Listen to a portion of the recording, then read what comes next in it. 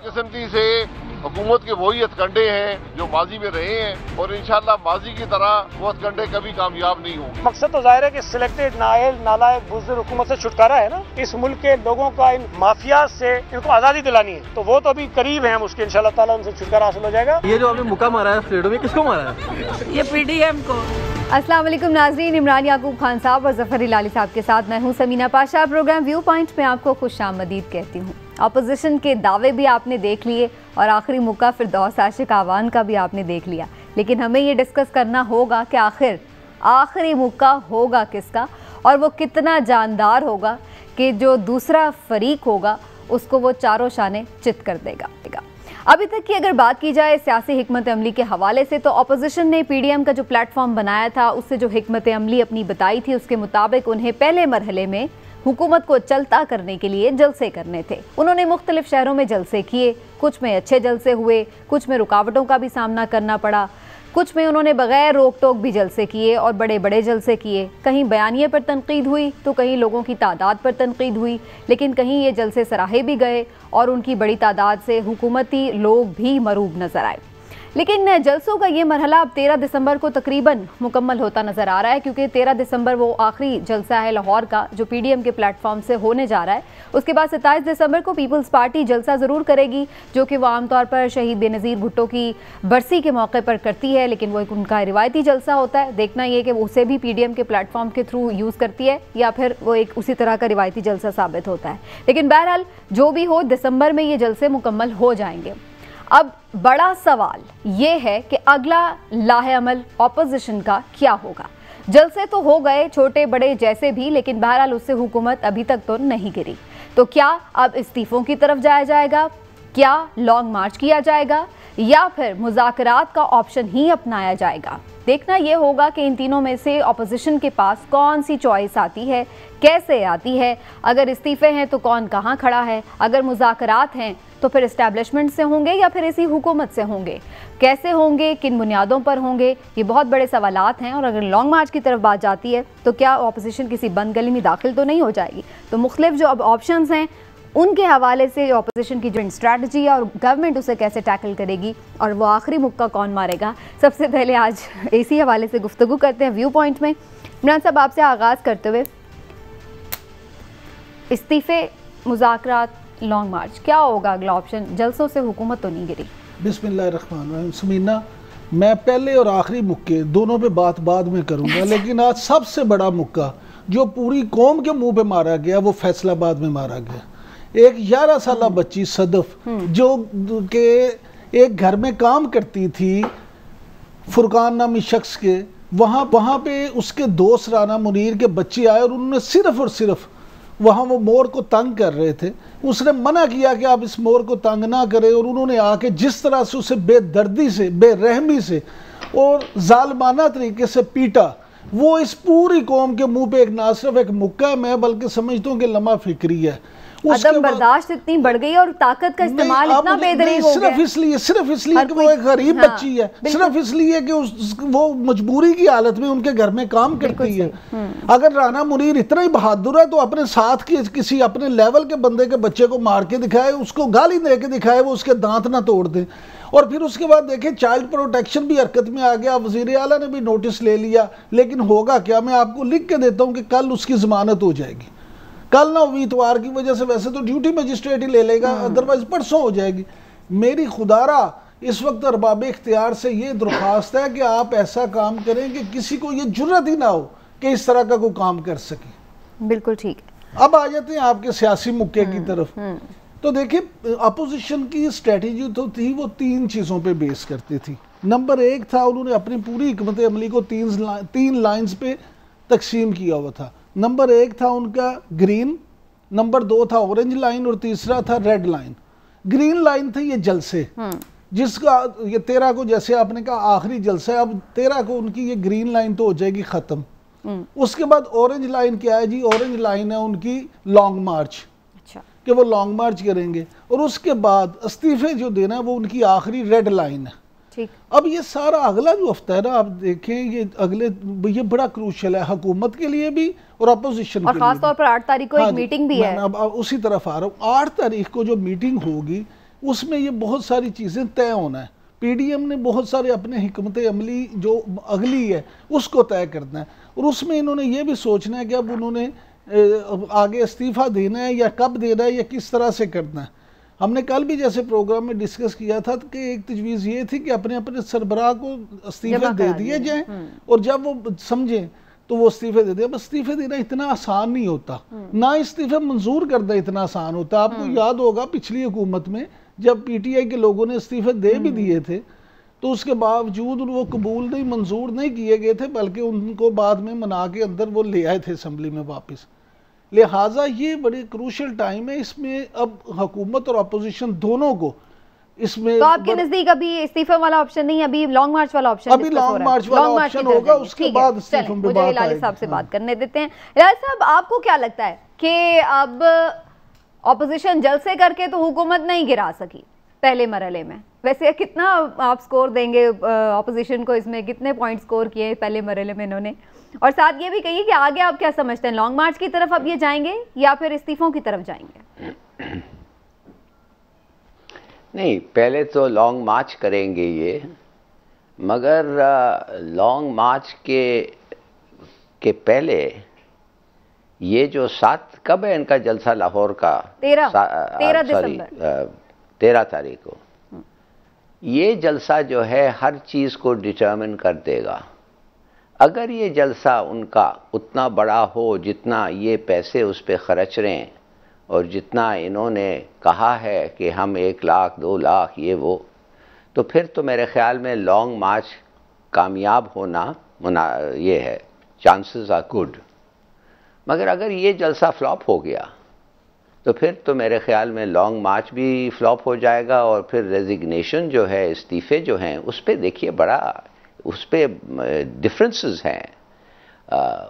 जरदारी साहब जो हैं वो नहीं समझते हैं कि इस्तीफ़ा देना चाहिए ऐसे इस तरीके से, और व्हाट्स द पॉइंट, जब वो कामयाब नहीं होगा तो फ़ायदा क्या इस्तीफ़ा देना। देखिए जरदारी साहब का इस वक्त कॉन्सेंट्रेट करें वो क्या कर रहे हैं। जरदारी साहब के ख़िलाफ़ एक टोकरी भरा केसेस हैं उनके ख़िलाफ़, मगर वो जेल में नहीं है, वो घूम रहे हैं। वो क्यों हो रहा है? ये इसलिए कि वो अपने आप को बड़े स्किलफुली हैंडल कर रहे हैं, शोर नहीं कर रहे हैं, ज़्यादा एक्टिव नहीं लग रहे हैं। क्यों? इसलिए कि उनको पता है कि ज़्यादा शोर करे और एक्टिव हो वो अरेस्ट हो जाएंगे। अगर वो अरेस्ट हो जाएंगे तो उनका क्या फ़ायदा। दूसरी बात यह है कि उन्होंने नवाज शरीफ को फ़ोन करके कह दिया है कि बच्चू, ये अगर मूवमेंट को कामयाब होना है तो तुम्हें आना ज़रूरी है, आप वापस आएँ। अच्छा। और वापस आएँ और हम फिर दोनों साथ मिलके इस गवर्नमेंट के ख़िलाफ़ लड़ें, और अगर आप नहीं आएंगे तो इतना इफ़ेक्टिव नहीं होगा। तो ये सब चीज़ों का जो फैसला होना है वो 8 दिसंबर को होना है। ठीक। मेरा अपना ख्याल ये है कि ये जो भी फैसला करें 8 दिसंबर को, क्या हम जलसा और फिर रेजिग्नेशन या रेजिग्नेशन जो भी है, एक्चुअल परफॉर्मेंस का वो हमें प्रीव्यू जो मिलेगा क्या होने वाला है वो होगा लाहौर का जलसा। वो बताएगा हमें कि ये लॉन्ग मार्च सक्सेसफुल होगा कि नहीं, वो बताएगा हमें बहुत चीज़ें।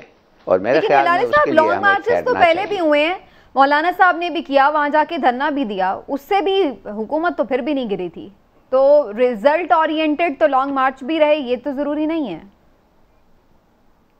नहीं, देखिए लॉन्ग मार्च का मतलब ये है कि वो इस किस्म का जोश और वलवला उसमें हो, इस किस्म के इमोशंस और तकरीर हो कि पूरे रियासत हिल जाए और उन सोचें और कहें कि अगर ये कुछ होना चाहिए, I mean there has to be, ये कुछ इनका मिलाप होना चाहिए या कुछ ना कुछ फैसला होना चाहिए, इसलिए ऐसा मुल्क चल नहीं सकता। मगर सीधी सादी अगर एक लॉन्ग मार्च हो, अगर ज़्यादा लोग भी हों और कुछ नहीं हो, जोश ना, वलवला नो, एक सेंस ऑफ क्राइसिस ना हो, तो फिर कुछ नहीं होगा। बिल्कुल सही कह रही हैं आप। इमरान साहब, लॉन्ग मार्च पर तो आपस में पीडीएम की जो सारी लीडरशिप है, तमाम ही जमातों का कोई मेरा ख्याल इख्तिलाफ भी नहीं है, लॉन्ग मार्च करने में तो सभी राजी भी हैं। लॉन्ग मार्च पे सिर्फ ये नहीं कि कोई इख्तिलाफ नहीं है, बल्कि सबकी ये कोशिश है कि लॉन्ग मार्च बड़े कामयाब तरीके से किया जाए। लेकिन वो जो आप बात कर रही थी अभी लाली साहब से धरने से, तो 126 दिन का धरना जो इमरान खान साहब दिया था उससे भी हुकूमत नहीं थी गई, अगर आपको याद हो। लिहाजा इस बात को आप छोड़ दें कि अभी इस अगर ये लॉन्ग मार्च करते हैं तो क्या फौरी हुकूमत चली जाएगी? मैं समझता हूँ कि लॉन्ग मार्च से भी फौरी हुकूमत नहीं जाएगी, लेकिन हुकूमत पे एक ऐसा दबाव बन जाएगा और उन हलकों पे ऐसा दबाव बन जाएगा कि जो इस मुल्क की सियासत में अपना असर रसूख रखते हैं कि देखें जनाब, इस वक्त सूरत हाल ये हो गई है कि हुकूमत से ना तो महंगाई कंट्रोल हो रही है, ना सियासी जमातें काबू में आ गई हैं। हालांकि मैं ज़ाती तौर पे समझता हूँ कि अभी हमारी सियासत उस जगह पे नहीं पहुंची कि पॉइंट ऑफ नो रिटर्न हो। अच्छा, हाँ, अभी भी मैं बार बार इसलिए कहता हूँ कि अभी भी गुंजाइश है, अगर वज़ीर आज़म इमरान खान साहब खुद खुले दिल का मुजाहरा करें और ख़ुद इनिशिएटिव लेके अपोजिशन से कहें कि आएँ जी मैं आपसे बराह रास्त मुज़ाकरात करूँगा, तो मामला बेहतर हो सकते हैं। लेकिन वो तो आपको पता है, वो तो उनका है ही। अच्छा, अब स्टाइल से तो हुकूमतें नहीं चलती, आपने मुल्क चलाना है या स्टाइल दिखाना है। इसलिए ये बात कहीं ना कहीं आपको अपनी अना को छोड़ना पड़ता है, कहीं ना कहीं आपको अपनी हट दर्मी या जिद को पीछे करना पड़ता है, पसे पुश डालना पड़ता है। इसलिए मैं समझता हूँ कि अपोजिशन जो है वो बड़ी बारीकी से ये सारी सूरत हाल को देख रही है, और उनका तरीक़ाकार ये है और उनकी ख्वाहिश भी ये है कि हर गुजरते दिन के साथ हुकूमत पे दबाव जो है उसको बढ़ाया जाए। जितना वो दबाव बढ़ाने में कामयाब होंगे उतना उनके लिए। लेकिन अब जरा इस्तीफों के मामले पे मैं डिस्कशन कर लूँ। एक खबर ये आ रही थी कि शहबाज शरीफ, अगर हम जरा बाइफिकेट कर लेते हैं कि हर पार्टी कहाँ खड़ी है, पीएमएलएन की पहले अगर बात कर लें तो ये खबरें कल जैसे हमने राना सना से तस्दीक भी कर ली थी, वो कह रहे हैं हम इस्तीफों के लिए तैयार है। पीएमएलएन इस्तीफों के लिए आपके ख्याल से तैयार है? क्योंकि ये खबर ये भी मैंने सुनी है कि शहबाज शरीफ साहब इस्तीफों के लिए तैयार नहीं थे और उन्होंने ये कहा है मरियम साहबा को कि भाई आप अभी इस ऑप्शन को रखें। अच्छा, लेकिन इससे पहले क्योंकि इस्तीफों की बात हो रही है और इस्तीफों में जो की जमात है फैसला करने के हवाले से वो पीपल्स पार्टी पर बड़ी नजरें रहती हैं, तो शैला रज़ा साहिबा ने हमें ज्वाइन किया है, सीनियर रहनुमा पाकिस्तान पीपल्स पार्टी की। उनसे जानते हैं कि क्या स्ट्रेटजी है बगली अपोजिशन की भी, पीपीपी की भी। शैला साहिबा अस्सलाम वालेकुम, बहुत शुक्रिया, आपके वक्त का आवाज़ आ रही है आपको मैम? अस्सलाम, जरा वॉल्यूम अगर इंक्रीज कर दें। ठीक हो गया, आवाज़ ज़रा भाई बढ़ा दें मेरी। शैला साहिबा, सबसे पहले तो आपसे यही जानना चाह रहे हैं, जलसे तो अब तकरीबन मुकम्मल हो रहे हैं जो पीडीएम ने अनाउंस किए हुए थे, अब अगला लाहे अमल क्या है, क्या करने जा रहे हैं आप लोग? मुज़ाकरात, लॉन्ग मार्च, इस्तीफे, क्या कुछ? ये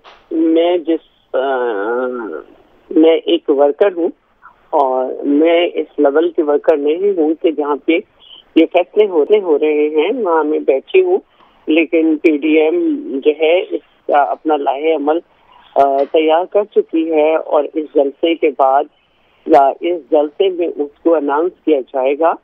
और अच्छा, इस जलसे में किया जाएगा अनाउंस, लाहौर जलसे में? जी बिल्कुल।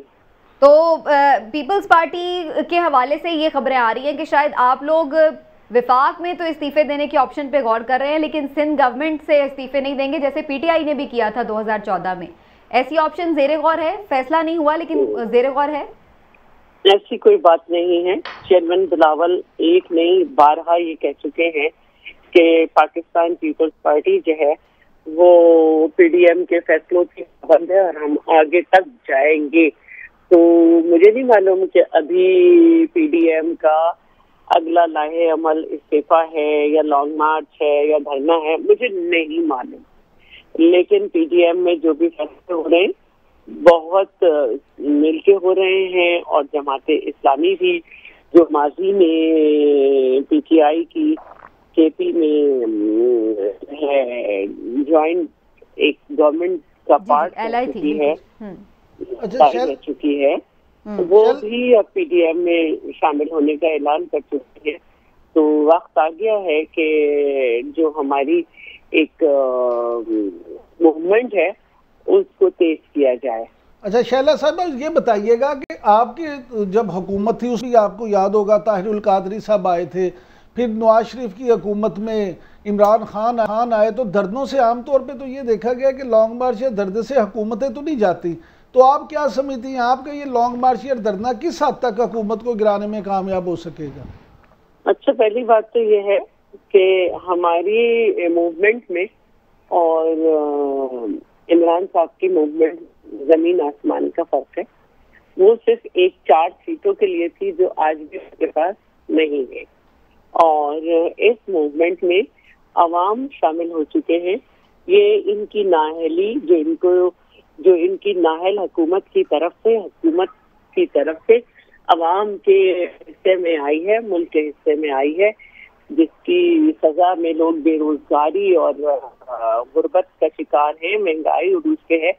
ये दर हकीकत इनके खिलाफ है। और जहाँ ये हम पे पाबंदियां करते हैं, हमारे रास्ते रोकते हैं, वहाँ आपने देखा कि कोई बड़ी गाड़ी लिया तक से भी नहीं आ सकी, छोटी भी नहीं आ सकी, बिल्कुल बंद था। और सारे रास्ते सिंध से भी जो है वो बड़ी गाड़ियां उन्होंने नहीं आने दिया, बाकी जगहों से तो आने ही नहीं दिया।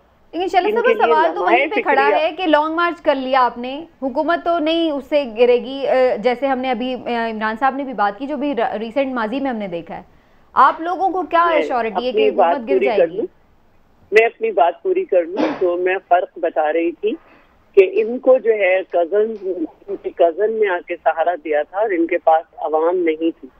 जब ये हम जमातों का रास्ता रोकते हैं, जैसे मुल्तान में रोका, तो मुल्तान के लोगों ने निकल के जनता कामयाब किया।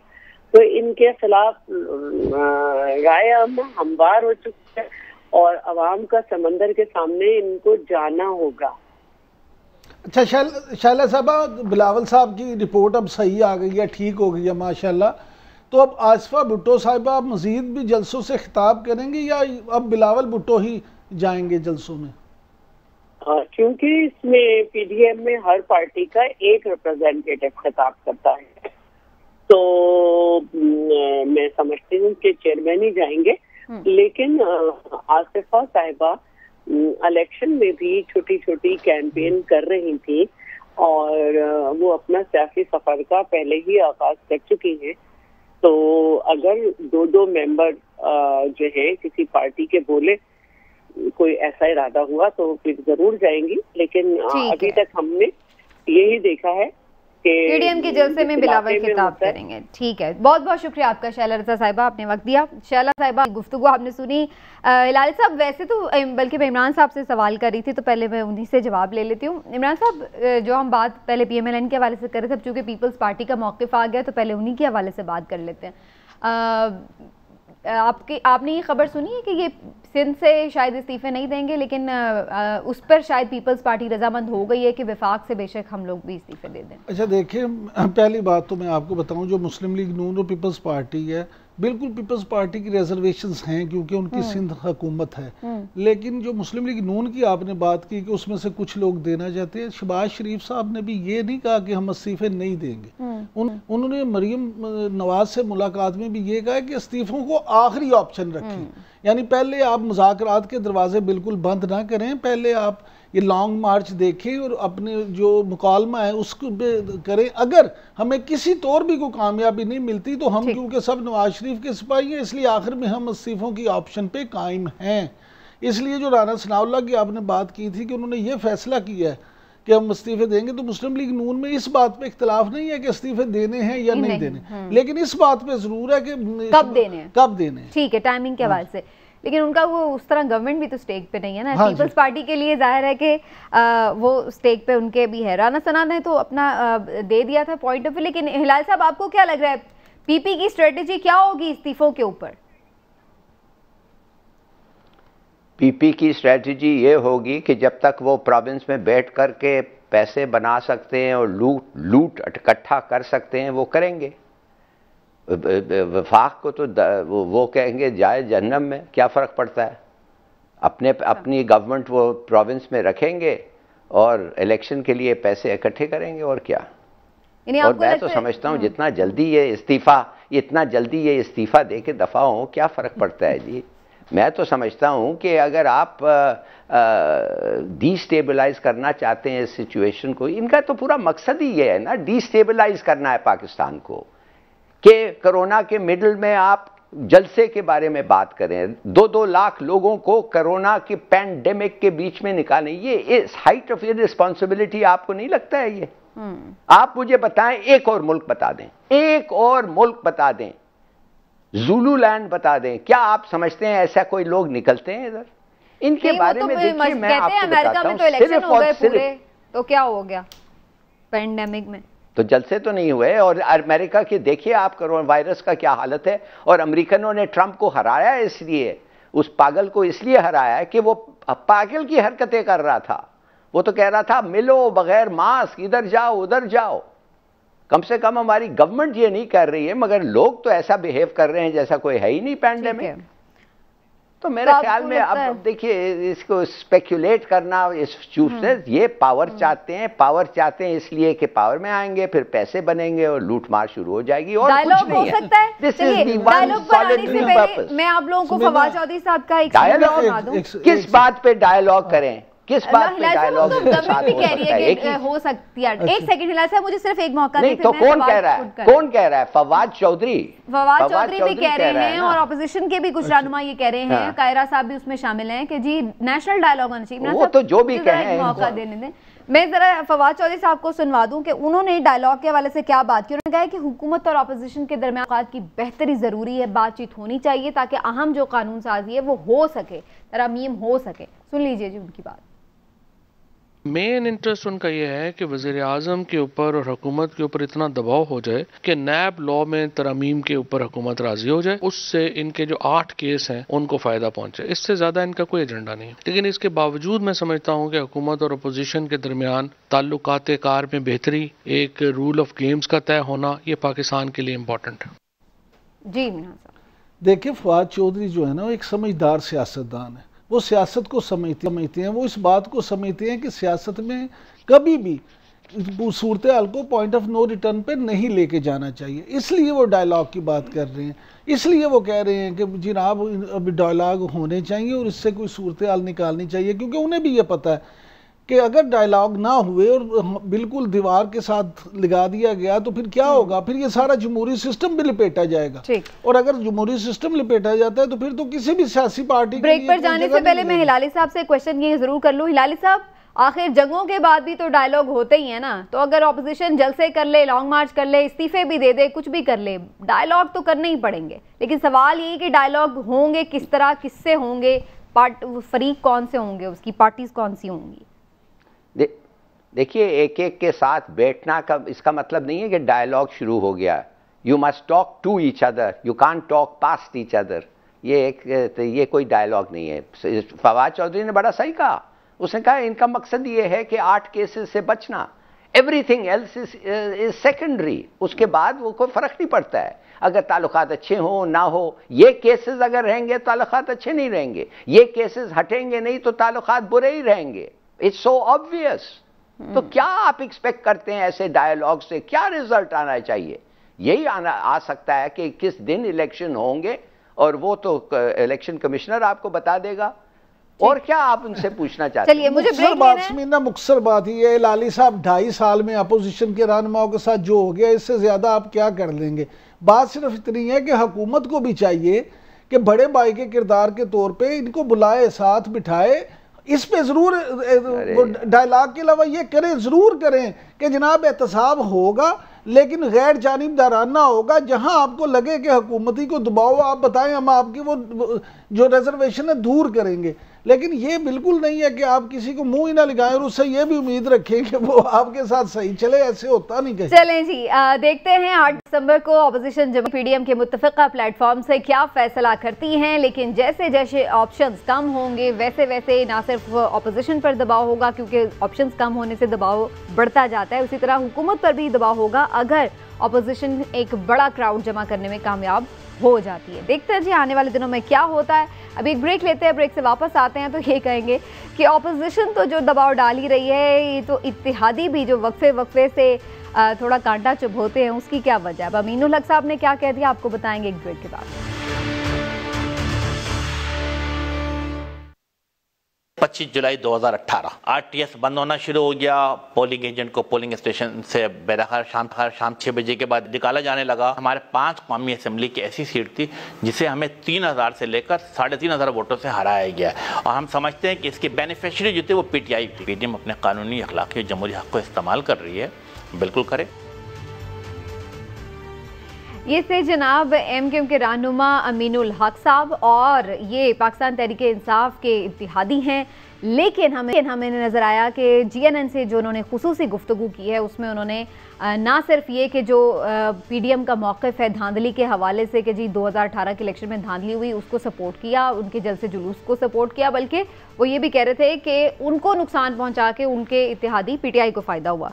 आखिर उन्हें ये बात अब बतानी क्यों याद आई? क्या इसकी वजह है कि बारहा इत्तेहादी जो हैं बार बार PTI को तंग करते हैं, या फिर उन्हें किसी न किसी तरह से यूँ कह लें कि अपने वादे याद दिलाते रहते हैं? क्या वजह होती है इसकी, ज़रा जानते हैं, इस पर भी बात करते हैं। लेकिन हिलाल साहब, पहले मैं आपसे ज़रूर पूछूंगी, क्योंकि आपने कराची में ख़ुद भी वोट दिया और आपने देखा भी सारे वोटिंग सिस्टम को, आपको लगता है कि MQM को पीछे करके PTI को फ़ायदा पहुंचाने की कोशिश की गई है? अमीनुल हक साहब कह रहे हैं, उनकी बात में कोई वजन है?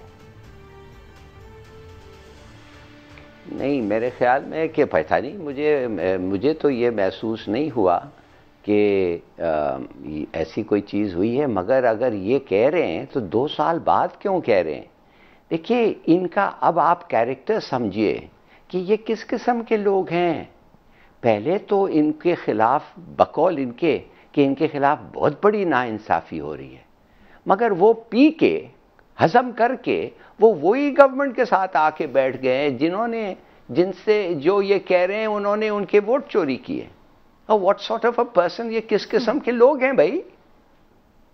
ये तो ऐसा बता इनके बारे में, तो ये हर चीज़ इनके बारे में जो फिर कह रहे थे लोग, तो फिर सही है। इनके कोई स्टैंडर्ड्स नहीं है, वैल्यूज़ नहीं है, नॉर्म्स नहीं है, एथिक्स नहीं है, कुछ नहीं है इनके पास।